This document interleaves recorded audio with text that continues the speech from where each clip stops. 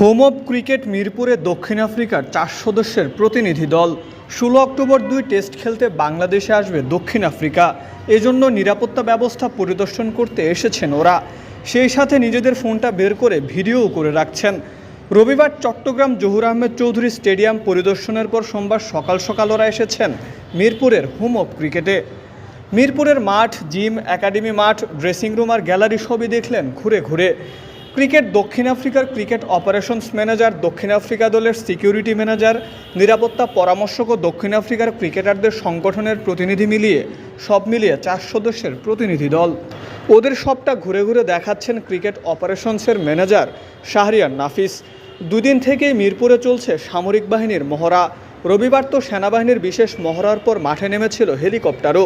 আজও দক্ষিণ আফ্রিকার প্রতিনিধি দলের সামনেই হবে বাংলাদেশের সবগুলো বাহিনীর মহড়া। দক্ষিণ আফ্রিকা সিরিজকে সামনে রেখে হোম অব ক্রিকেটে এত আয়োজন। ক্রিকেট দক্ষিণ আফ্রিকার এই প্রতিনিধি দলটা বাংলাদেশের নিরাপত্তা ব্যবস্থা পর্যবেক্ষণ করে ওদের ক্রিকেট বোর্ডকে একটা রিপোর্ট দেবেন। নিরাপত্তা ইস্যুতে সন্তুষ্ট হলে বাংলাদেশ সফর করবে প্রোটিয়ারা। সরকার পতনের পর প্রথম দ্বিপাক্ষিক সিরিজ সফলভাবে আয়োজন করতে সতর্ক বাংলাদেশ ক্রিকেট বোর্ড। দক্ষিণ আফ্রিকা বাংলাদেশ সফর করলে 7 মাস পর দেশের মাটিতে ফিরবে আন্তর্জাতিক ক্রিকেট। তাই তো বিসিবির এত আয়োজন আর আনুষ্ঠানিকতা। নারীদের টি-20 বিশ্বকাপটা এরই মধ্যে হাত থেকে ছিটকে গেছে। তাই তো দক্ষিণ আফ্রিকা সিরিজ আয়োজন করতে যা করার দরকার তার সবটাই করবে Bangladesh cricket board. Mirpur Sherebangla national cricket stadium থেকে মুকাদ্দেস হোসেন, ডেইলি ক্রিকেট।